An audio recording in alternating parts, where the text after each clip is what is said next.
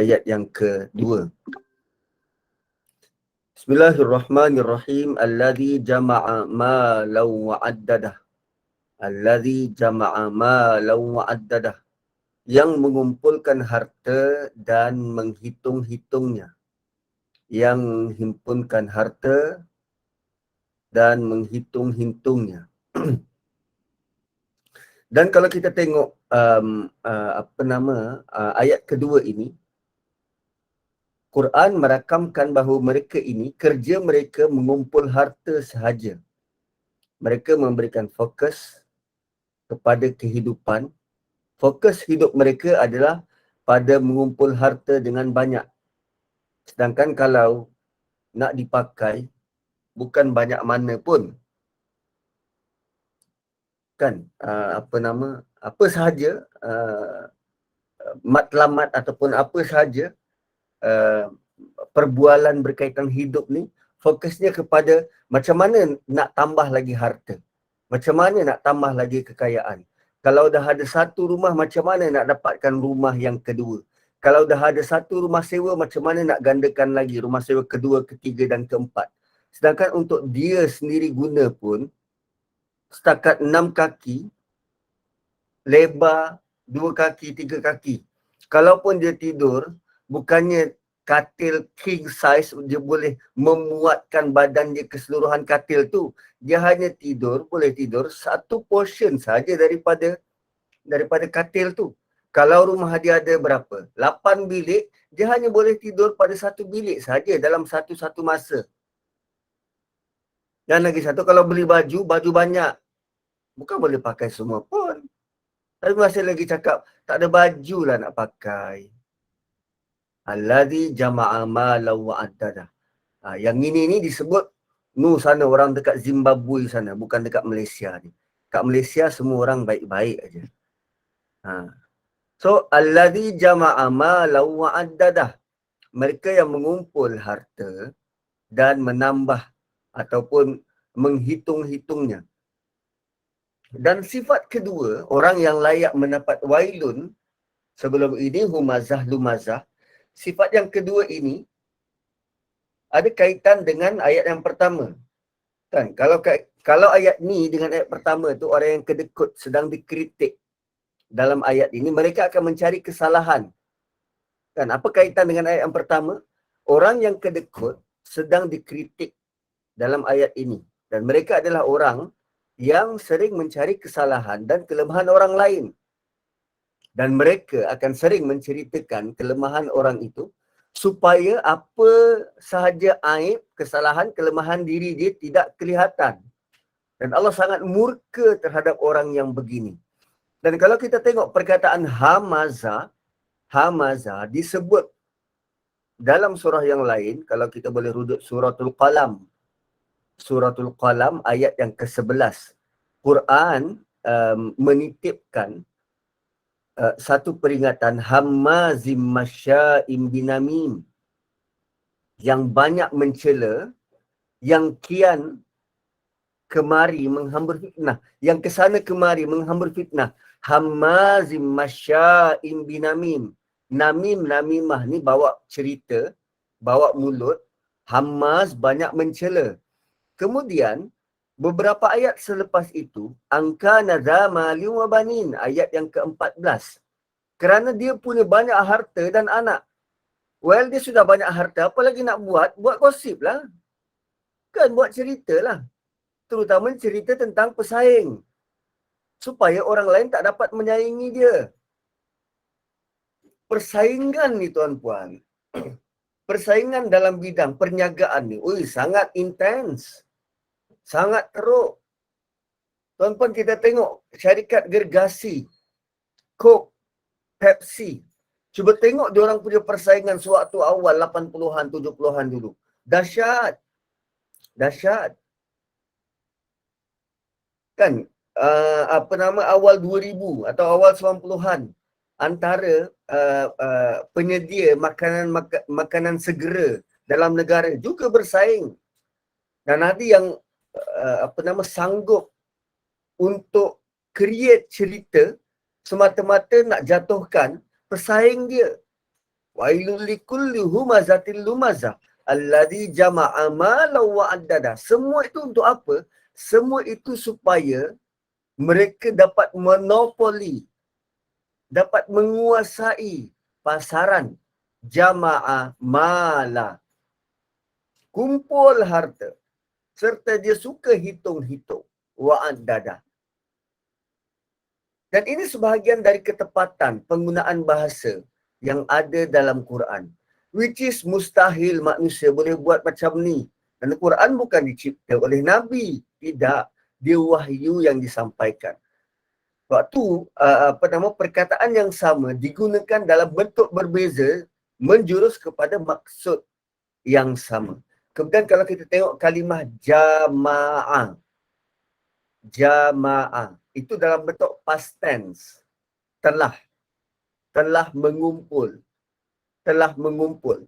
Dan maksud jama'ah dekat sini, alladhi jama'ah, orang ini dia tumpukan seluruh daya, usaha, fokus, kehidupan untuk mengumpul harta dan kekayaan. Cari, kumpul supaya dapat kaya. So, apa sahaja cerita dia, sama ada dia cerita berbahasa bahasi, cerita dekat office, cerita dekat kedai makan, jumpa orang dekat kenduri kahwin, semua tentang macam mana nak jadi lebih kaya. Itu fokus hidup dia. Dan itu maksud jama'ah. Dia, basically jama'ah ni, dia menceritakan tentang kehidupan yang telah lepas. Sebab itu, kita boleh katakan yang dia ni sebelum dia mati, dia memang jenis gila harta dan dia hanya nak kumpul sahaja. Berapa banyak harta kita nak kumpul ni? Berapa banyak? Berapa yang kita kata boleh rasa, cukup lah aku dah stop lah, tak nak kumpul dah. No, tak mungkin. Dan mereka ni jenis yang sanggup buat apa sahaja untuk menjadi lebih. Untuk menjadi lebih. Dia akan buat apa sahaja cara untuk kembangkan apa yang dia ada dan kumpul apa yang dia sudah ada. Contoh, kalau dia ada pekerja, sebelumnya dia nak bayar gaji murah. Ada syarikat yang layan pekerja jadi macam hamba. Bayar gaji sikit. Tak boleh, tak boleh buat pilihan. Sehingga pekerja tu tak dapat nak lari ke mana-mana. Tak boleh cuti, tak boleh ambil cuti. Dia layan orang macam hamba. Dia susahkan hidup orang, bayar gaji murah. So semua tak bayar, EPF tak bayar. Tu jama'ah. Banyak je orang macam tu. Malah tunggang agama. Dia kalau pekerja demand, dia kata apa? Anda kena reda dengan takdir Allah. Sedangkan dia tiap tahun tukar kereta. Bayar pekerja gaji paling minimum. Alladhi jama'a malan wa addada. Allah sangat murka pada mereka. Mulut, puaka, kedekut. Kalau tentang orang lain, dia londeh selondehnya. Tapi untuk diri dia, dia kumpul harta, kaut semuanya. Jama'a malah. Dan malan dalam bentuk nakirah. Tak tahu berapa banyak yang dia nak. Dan addadah, kalimah addadah, dia indicates bahawa mereka suka untuk mengira-ngira harta mereka. Berapa banyak dah tambah, berapa banyak lagi yang mereka nak, apa projection. Tuan-tuan tengok, setiap tahun, bank-bank dalam negara Ada tak yang rugi? Ada tak yang rugi? Bank-bank dalam negara? Tak ada. Tak ada. Dia sama ada dia untung sedikit atau untung banyak. Tu bank. Dan orang pinjam dari bank. Orang terdesak ni. Terpaksa pinjam dari bank. Dan dia bagi syarat. Begini sekian, sekian, sekian. Kemudian dah habis bayar. Dah habis bayar. Okay, dah habis bayar. Tinggal beberapa sen. Okay, bank senyapkan. Tunggu lagi 5 tahun, bank akan tuntut. Ini dulu, kau dah habis bayar tapi ada beberapa sen kau tak tutup akaun. Jumlah accumulate daripada sen-sen tu, orang kena bayar 3 ke 5 ribu. Lagi 5 tahun. Tuan-puan, kita baca berita, cerita orang yang ditindas semacam ini, yang tak tahu pada siapa nak mengadu, melainkan pada Allah. Tuan-tuan rasa kalau setakat mereka ni dibakar dalam api, lega tak hati? Sebab tu Allah ancam mereka ni dengan wailun. Neraka paling panas. Allah ancam mereka dengan wailun. Memang celaka besar mereka ni. Suka kumpul harta, pedulikan orang lain. Dan sepatutnya bank-bank inilah yang membantu rakyat tatkala tengah susah semacam ni. Kami dah bantu Ustaz. Kami buat apa nama? Apa dia sebut tu? Kami buat wave. Kami buat moratorium. Tetap kena bayar. Mereka untung walaupun syarikat yang lain tengah rugi 2 tahun pandemik. Alladhi jama'a malau wa'addadah. Dan hari-hari mereka masuk, apa yang mereka nak tengok adalah berapa banyak wa'addadah. Dikira-kira, dihitung-hitung. Berapa banyak dah penambahan. Gaji CEO berapa boleh banyak dapat. Bonus berapa banyak boleh dapat. Dalam ahli lembaga pengarah berapa persen boleh dapat. Sedangkan staf tetap begitu. Kalau dulu ada bank yang bagi bonus 13 bulan. Sekarang ada lagi tak? Tak ada. Tapi bank tu tetap untung. Yang tengah viral sekarang ni ada satu bank, duit dalam akaun penyimpan boleh hilang. Duit dalam akaun penyimpan boleh hilang dan bank cuci tangan, tak nak bertanggungjawab. Itu duit engkau, aku tak tahu, aku tak mau tahu hilang ke apa. Tak tahu. Alladhi jama'a malau wa'addadah. Ramai orang yang tertindas. Ui, dahsyat tuan-tuan. Dahsyat. Sebab tu dia punya amaran dia, peringatan dia. Allah gunakan dengan wailun. Wa'addadah. Alladhi jama'a malau wa'addadah. Juga bermaksud mereka bersedia. Addadah juga bermaksud bersedia. Maksudnya mereka sediakan harta dan wang mereka sebagai insurans untuk masa depan. Wa'addadah selain bermaksud menghitung, dia juga bermaksud bersedia. So dia jadikan wang dia sebagai taruhan untuk masa depan. Insurans untuk masa depan. Mereka kata kena pandang jauh. Kena bersedia terhadap apa yang terjadi masa depan. Dan ini kita tak nampak macam tidaklah salah sangat. Tapi kita orang mukmin kena pandang lagi jauh. Bukan setakat usia tua pension. Tapi akhirat. Wang kita ni boleh selamatkan kita tak ke akhirat? Sebab tu yang perlu disediakan ialah amal yang soleh.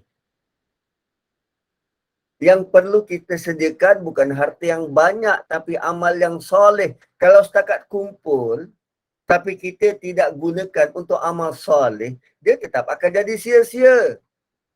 Tapi mereka yang kumpul harta untuk masa depan tu sebenarnya hanya pandang pendek saja. Setakat sebelum kiamat, setakat mereka sebelum mati. Mereka tahu tak? Adakah harta mereka boleh dipakai selepas mati? Gitu. Alladzi jama'a malan wa 'addada. Dan dalam ayat ini Allah menggunakan kalimah malan, kekayaan. Dan dia berbentuk mufrad. Sebab kalau jamak amwal. Kalau jamak amwal. Tapi kalau mufrad, kan mufrad, Allah sebenarnya sangat pandang rendah dengan harta-harta yang orang kumpul ni. Manusia merasakan harta dia dah banyak. Di sisi Allah, dia hanya malan, singular, kecil. Kecil.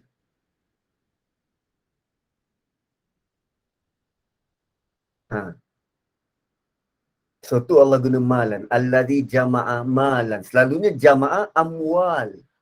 Mengumpul harta-harta mereka. Tapi Allah guna singular. Nak menunjukkan nilai harta tu kecil, unsignificant. Tak signifikan.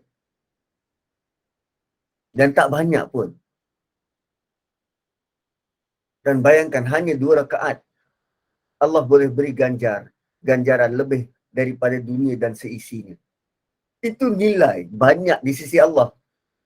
2 rakaat sebelum subuh lebih baik daripada dunia seisinya. Setakat kita duk himpun harta ni, nak banding dengan 2 rakaat sebelum subuh. Memang taklah. Tak ada, Allah guna malan, singular. Alladzi jama'a malan wa 'addada. Dan lebih dahsyat, ada orang rasa bangga dengan harta yang banyak, lalu dia relatekan dengan ini sebab usaha aku. Sebab usaha aku. So bila tengok mal tadi, apa yang nak dibanggakan, sedangkan Allah sebut mal ni singular, kecil aja. Sebab bukan banyak pun. Dan kalaupun ada yang bangga, sebenarnya mereka berbangga tidak bertempat. Dan harta dekat dunia ni Allah gambarkan tak ada nilai. Harta dekat dunia ni Allah gambarkan tak ada nilai. Surah Taubah ayat 38. Ya ayyuhalladzina amanu ma lakum idza qila lakum unfiru fi sabilillahi thaqaltum ilal ard araditum bil hayatid dunya minal akhirah fama mata'ul hayatid dunya fil akhirati illa qalil. Hai orang beriman, apa sebab? Apa sebabnya bila dikatakan pada kamu berangkatlah, pergilah berperang pada jalan Allah, maka kamu merasa berat dan ingin tinggal di tempatmu? Allah tanya, apa sebab? Bila disuruh pada kamu, jom pergi perang, kamu rasa berat, susah nak bergerak. Apakah kamu puas dengan kehidupan di dunia sebagai ganti kehidupan di akhirat? Allah tanya, kamu puas ke hidup dekat dunia ni? Nak digantikan dengan akhirat? Padahal nikmat di dunia ini, kalau nak dibandingkan dengan akhirat, qalil, sikit sangat. Langsung tak berguna. Ali Imran 91. Innal ladzina kafaru wa matu wa hum kufar fala yuqbala min ahadihim mil'ul ardi dhahaba walau iftada bi. Orang kafir yang mati sedang mereka tetap dalam kekufuran, maka tidaklah akan diterima dari seorang antara mereka kalaupun mereka menembus diri mereka dengan emas sepenuh bumi, walaupun dia ada emas sebanyak itu. So, pandangan kita terhadap harta perlu diperkemaskan. Perlu diperkemaskan, dibetulkan semula. Dalam mulut puaka, suka kumpul harta pula. Lagilah hancur. Sebab Allah sangat memberi, dan amaran kali ini, amaran yang keras. Yang suka kumpul harta, jama'a mala wa'adada. Dihitung-hitung. Yahsabu anna malahu akhlada. Dia menyangka bahawa harta dia, malahu, harta yang dia ada, akhlada, berkekalan, atau dapat mengekalkannya. Selalu orang kata, we live the moment. Kita sedang menikmati momen-momen itu.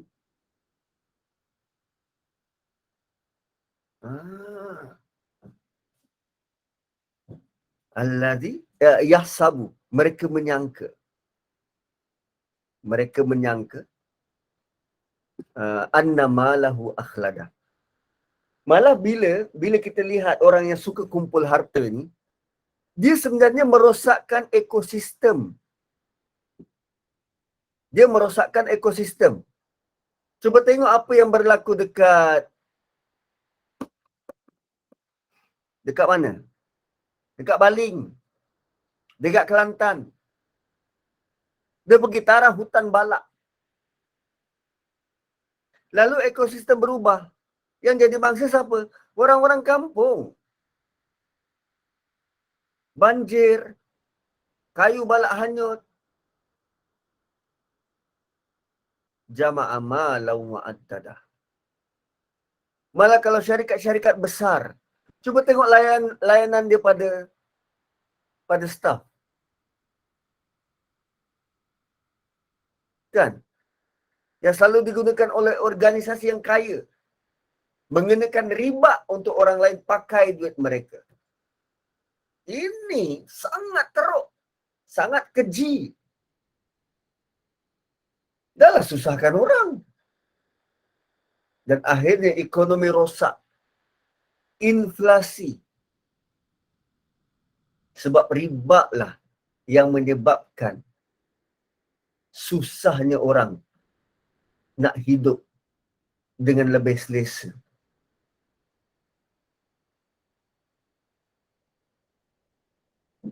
Kan contoh, katalah sebuah rumah tu harga asal 20,000. Semua ikut bahan semua 20,000. Tapi sebab kita tak ada duit, maka kita kena pinjam.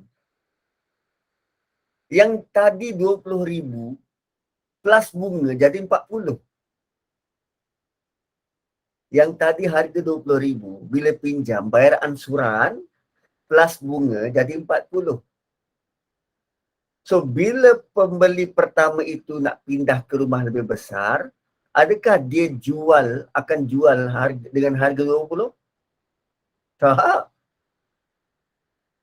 Dia jual dengan berapa? 40? Tidak. Takkan nak balik modal. So dia akan jual 50. Untuk tambah untung dia sikit.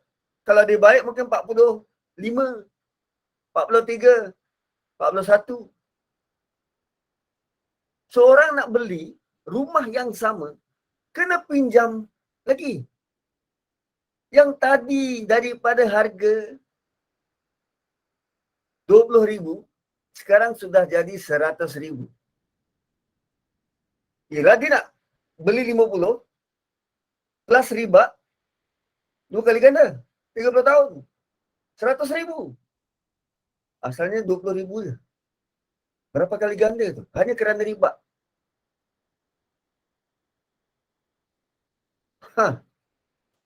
Tuan-tuan, jama'a malau wa'addadah. Dan ayat ini berkaitan dengan ekonomi. Ekonomi dunia. So asalnya kita hanya melihat, ini antara kita je, mulut tak ada insurans, tikam kawan dari belakang. Tapi dia rupanya impak lebih besar. Impak ketamakan dan kerakusan manusia. Dan Allah didik kita dengan ancaman, amaran berat. Dimulai dengan wailun.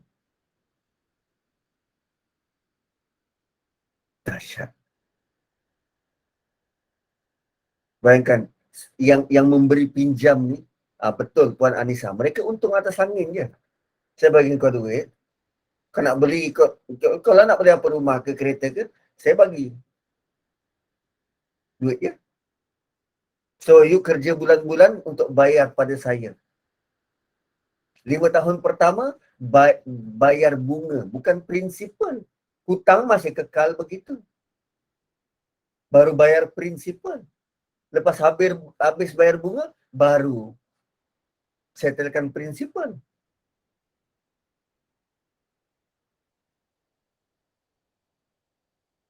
Dan sebenarnya kita punya undang-undang, mahkamah dalam Malaysia pun tak boleh nak overrule undang-undang pihak tu, pihak bank.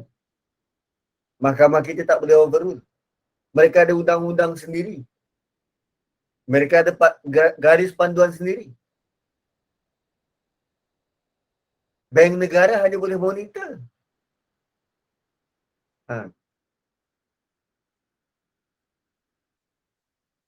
Tak payah tentang. Tak, Allah tak suruh kita menentang. Tak. Allah suruh kita minta tolong dari Allah. Tak perlu menentang mereka. Tak. Allah suruh kita mohon bantuan dari Allah. Dulu kalau tuan-tuan pernah dengar satu institusi keuangan, Lehman Brothers. Institusi itu dah berusia 300 tahun. 300 tahun. Dan dengan takdir Allah, dia collapse. Dia collapse kerana sistem yang diguna pakai itu sangat menindas. Dan akhirnya memakan diri. Ya. Tuan-tuan boleh cari tu, Lehman Brothers. Bank yang menawarkan mortgage, gadai janji. Itu sistem yang diperkenalkan oleh Yahudi pada dunia. Dan kita terpaksa. Sedangkan Allah perintahkan kita apa? Qardan hasanah. Bagi hutang dengan cara paling baik. Tak ada interest.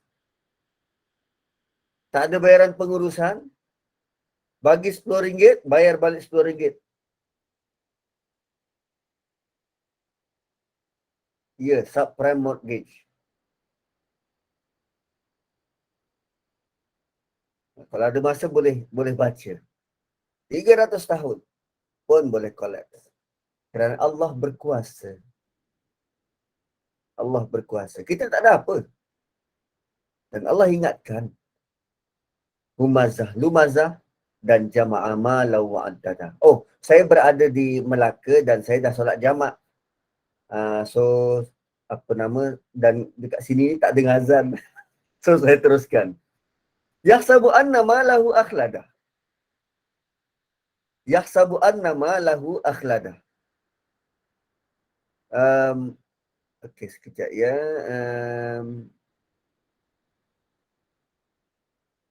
Okey. So kalau kita tengok ayat 1 dan ayat 2, ayat 1 adalah tentang sifat dengan orang lain.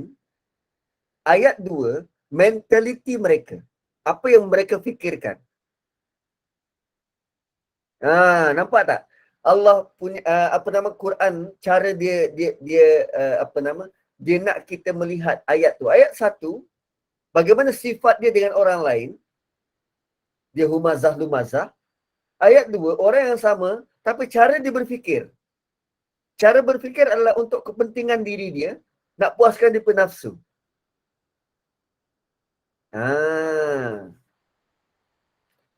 Dan tadi kita tahu kalimah ad-dadah itu sebagai insurance, persediaan masa hadapan. Kenapa dia perlu bersedia? Kenapa dia perlu bersedia dan selalu mengambil kira, selalu tengok akaun bank, selalu mengambil kira agar hidup dia lebih terjamin, kerana ada kalimah, ada tanda syaddah tu. Dia selalu menyediakan harta yang banyak supaya hidup dia terjamin. Ad-dadah. Benda tu dibuat selalu. So apakah lagi mentaliti mereka? Ayat ketiga Allah terangkan. Mereka kumpul harta, seolah mereka yakin harta itu akan mengekalkan kehidupan mereka. Dan mereka rasa kalau tak ada harta macam mati dah. Bayangkan tuan-puan, kalau dulu waktu sekolah menengah, sekolah rendah kan, kita ada sibuk tentang akaun bank ke? Tak, sebab ada mak bapak. Ada mak bapak kan. So kita tak cakna sangat akaun bank kita ni. Lalu bila kita dah masuk universiti dan kita dapat wang apa, PTPTN, MARA, dan dekat situ kita baru buka akaun bank. Dan selalu akaun tu dilihat waktu bila? Waktu duit masuk. Duit masuk je, yelah budak-budak baru nak up BBNU. Habis dikeluarkan semua, tinggal beberapa sen. Konon-konon, kitalah paling pandai menguruskan duit. Tuan-puan, kita tidak pernah ada sebarang pendidikan formal macam mana nak mengurus keuangan. Tak ada, tak pernah, nil, zero.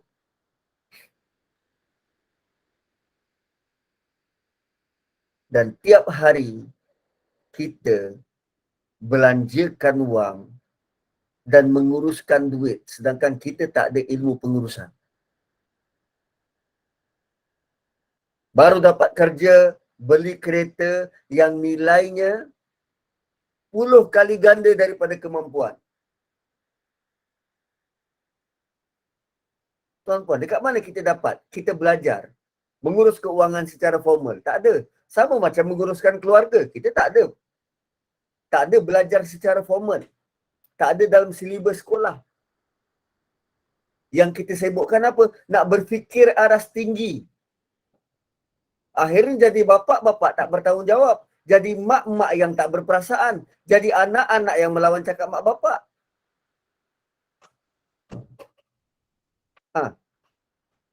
Yahsabu adna malahu akhlada. Dia rasa harta dia. Sedangkan yang boleh mengekalkan dia, yang boleh menjadikan nama dia harum disebut sepanjang zaman, adalah ilmu dan ketaatan pada Allah. Bukan harta. Yahsabu anna malahu akhlada. Dia mengira bahawa harta dia itu dapat mengekalkannya. Tadi ayat 2 Allah guna malan. Dan Allah tak sebut harta siapa. Malan. Singular, dan Allah tak sebut harta siapa. Hakikatnya harta Allah Subhanahu Wa Taala bila Allah Subhanahu Wa Taala. Tetapi kali ini Allah gunakan malahu, harta dia. Allah bagi tahu malahu, harta dia. Sebab cara dia berfikir, Ini aku punya. Aku sukalah nak belanja macam mana. Ini harta aku cari. Bukan kau punya. Ini semua I punya. I yang banner semua ni. Malahu harta dia. Itu hanya sangkaan. Mereka sangka harta dan wang yang mereka kumpul adalah harta milik mereka. Dan mereka sangka kerana mereka yang lakukan segala usaha untuk dapatkan, tentulah itu harta mereka. Dan sangkaan semacam ini sangat bahaya. So, bila kita rasa ini kita punya, kita rasa orang lain tak ada hak. So, untuk kita keluarkan, bagi nafkah, belanja, sedekah, sukar. Sebab kita rasa ini kita punya. Berbanding kalau tuan-puan diberi mandat oleh pengurusi masjid, okey Nazri, ini 5,000 kau pegang, mana-mana orang miskin kau jumpa, kau belanja. Kau bagi. Oh, itu cepat. Sebab bukan kita punya. Masjid punya. Suatu dah dalam apa? Dalam laporan audit Jabatan Audit Negara, berapa banyak perbelanjaan kerajaan yang markup gila-gila. Printer sebiji harga 20,000. Printer kot harga 20,000. Dekat kedai PC 500, 400, 500 je. Sebab dia guna, mentaliti dia, ini harta kerajaan. Guna je. Tapi bila malahu harta dia, dia ada kikir. Lihat bagaimana Allah nak kita sedar melalui ayat ini, pemilikan tu bahaya. Bukan dia tak tahu. Dia tak mau ambil tahu. Dan sengaja Allah sebut malahu harta dia.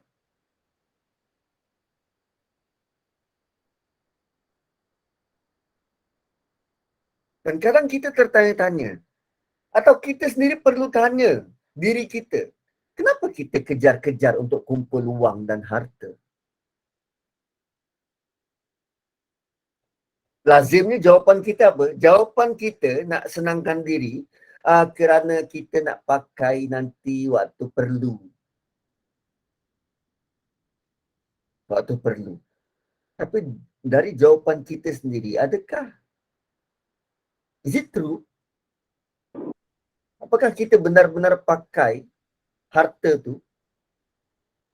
Kita semua pakai ke? Tak. Sebab waktu kita perlu tu, dia akan ada sumber lain yang Allah bagi.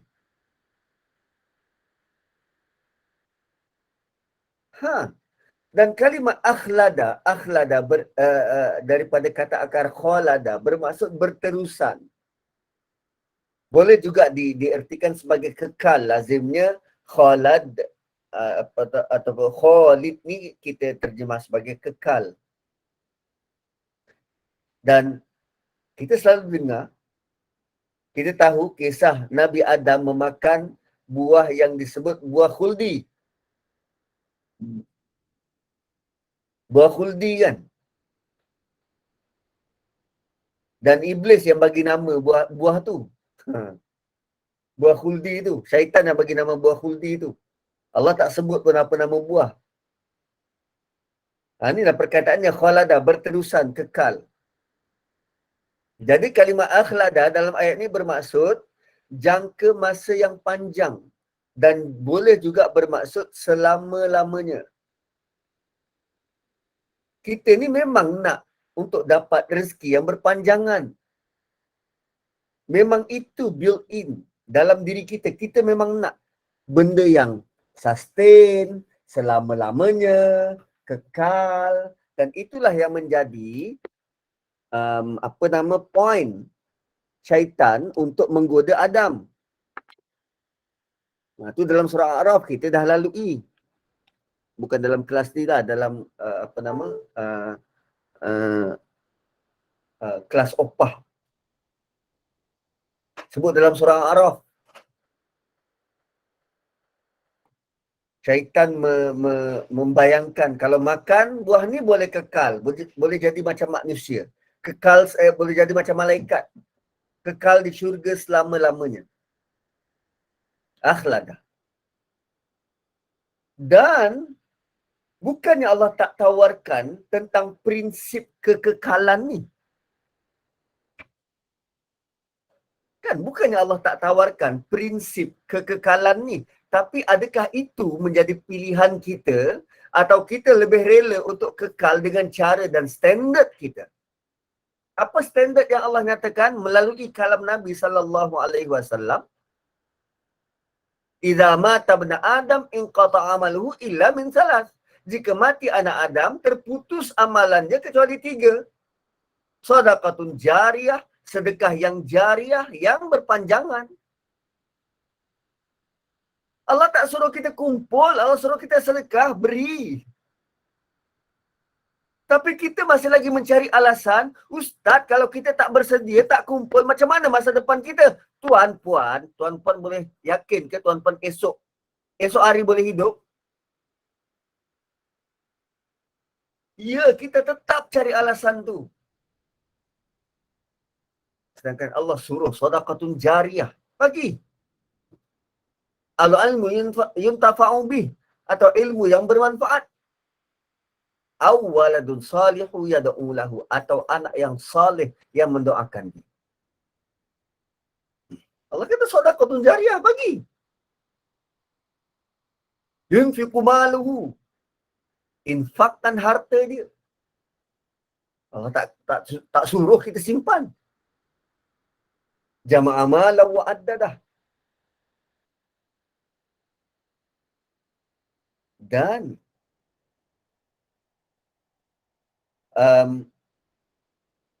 dan lebih tak patut jika kita kejar wang dan harta tu hingga menyebabkan perkara yang lebih penting terabai.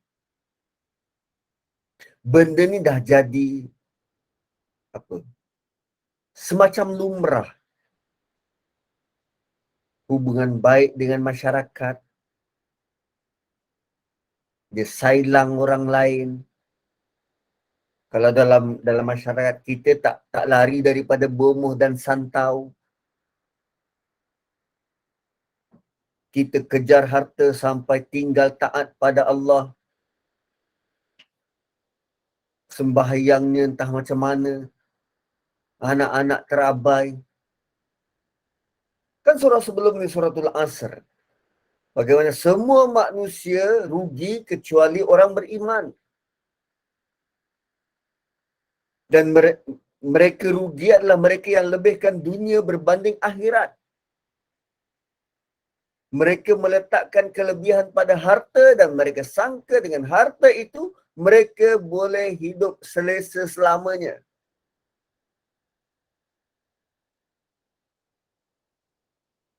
Dan bila mereka hanyut dalam benda ini, maka dia menjadi salah satu punca. Ada orang yang menamatkan riwayat diri dia sendiri kalau saham mereka jatuh merudum. Sebab mereka sudah kaitkan hidup dengan harta. Kalau tak ada harta, buat apa hidup? Bila harta tergugat, mereka sangka nyawa mereka pun tergugat. Dahsyat tak? Dahsyat. Dahsyat.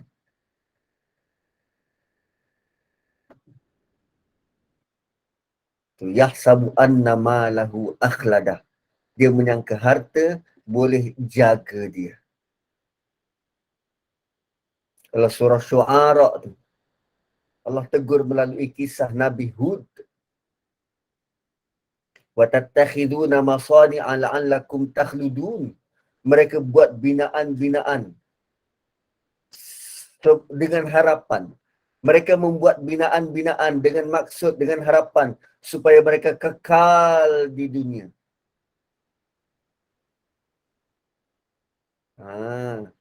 Maksudnya mereka tahu mereka akan mati, tapi mereka nak kekal diingati, disebut-sebut sepanjang zaman. Oh, inilah bangunan yang pernah dibina oleh sekian-sekian, bangunan tertinggi di Malaysia. Inilah orang ni. Nak nama dia kekal diingati. Dalam bentuk apa? Bangunan ke, patung ke, jalan ke, apa pun. Dan mereka rasa bila ada monumen atas nama mereka, mereka akan kekal selamanya.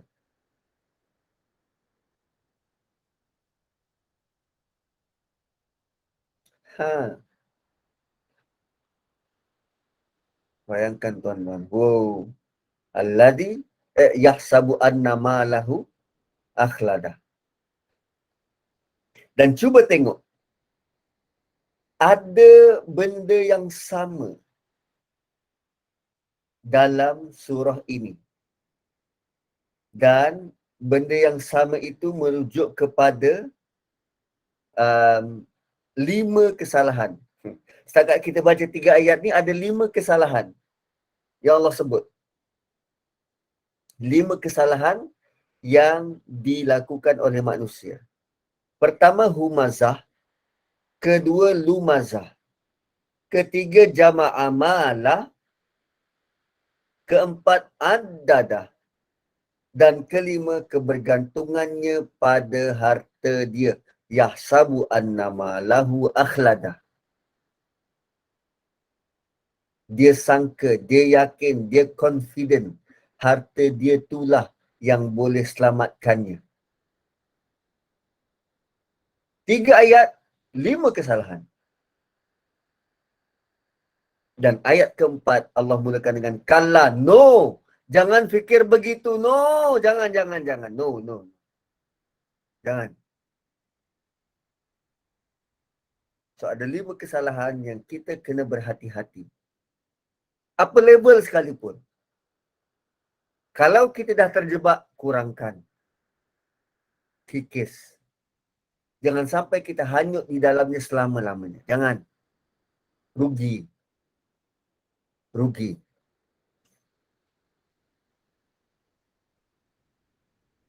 Dan kalaupun tak bolehlah Ustaz, saya kena berhati-hati juga dalam keadaan sekarang ni, kena menyimpan juga. Simpanlah sekadar apa yang kita perlu. Ni nak kata belum pergi haji, dah pergi haji. Tapi dalam tabung haji tu masih ada lagi beratus ribu. Oh, ni nanti untuk anak-anak lah Ustaz, anak dan cucu. Bagilah sekarang. Sebab mereka perlu guna sekarang. Tapi mereka masih belum pandai lagi lah Ustaz. Belum pandai mengurus. Ajar macam mana nak mengurus. Kita dulu pun tak pandai mengurus. Dan kita tak ada sebarang pendidikan formal pun untuk mengurus. Kan? Tuan-puan kalau selalu tengok YouTube, ada lagi baki 3 minit. Kalau selalu tengok YouTube, cuba tengok YouTube Top 1. Top 1. Saya baru jumpa semalam. Top 1 kami. Top 1 kami dekat YouTube. Special Top 1 kami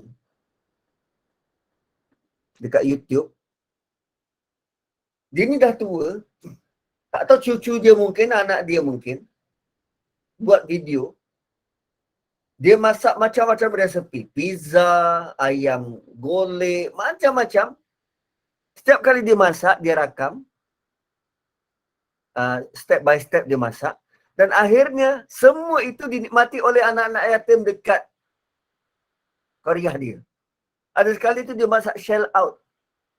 Shell out dia masak tu, ada 5 ikan siakap dan 5 talam, 5 tray. 5 tray. Dan semua dibagi pada anak yatim. Saya terkejut. Oi, hebat betul orang tua ni. Hebat betul. Yelah dah tua. Kemana lagi duit dia nak labur ni? Kan dekat kampung dah ada macam-macam dah. Nak itu dapat, nak ini dapat. Banyak dah nikmat kita dapat ni. Sepanjang kita hidup, nak kumpul apa lagi? Alladhi jama'a mala wa addada. Yahsabu anna malahu akhlada. Bagilah ke orang. Bagilah ke orang. Kan? Dan saya melihat itu antara cara dia nak memulakan anak yatim. Tukrimunal yatim.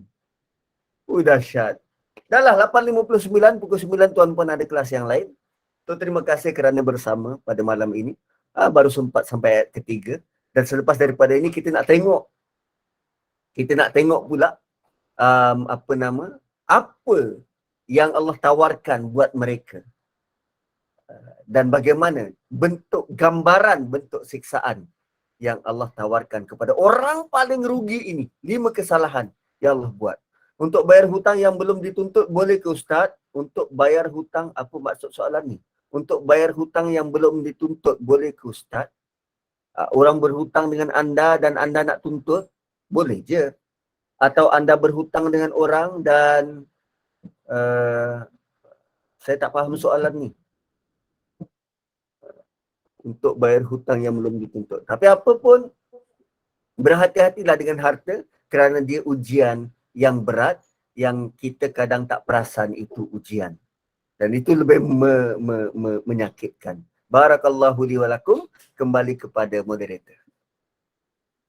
Alhamdulillah. Alhamdulillah, syukur pada Allah. Majlis kita berjalan lancar. Tadabbur oleh Ustaz dalam surah Al-Humazah, iaitu pengumpat ayat 1 tentang kecelakaan yang besar, yang peringatan kepada orang mengumpul harta, ayat kedua, dan ayat ketiga dan ayat keempat, cuma sampai ayat keempat malam ni Ustaz. Alhamdulillah. Jangan antara yang kita ingatkan, jangan kejar wang dan harta hingga lupa taat pada Allah. Tadabbur Ustaz ni membuka minda dan mata. Terima kasih Ustaz. Terima kasih JNI. Terima kasih semua Jumaah. Mohon maaf andai ada sebarang kekhilafan, yang baik itu dari Allah, yang buruk itu dari kami sendiri. Bagi kita mengakhiri majlis ini, mohon Ustaz bacakan tasbih kafarah dan surah Al-As. Terima kasih banyak Ustaz. Wabillahi taufiq wal hidayah. Assalamualaikum warahmatullahi wabarakatuh. Silakan Ustaz. Subhanakallahumma bihamdik, nashhadu an la ilaha illa anta wa nastaghfiruka wa natubu ilaik. Wal 'asri innal insana lafi khusr illa alladhina amanu wa 'amilus shalihat wa tawasaw bil haqqi wa tawasaw bis sabr. Assalamualaikum warahmatullahi wabarakatuh.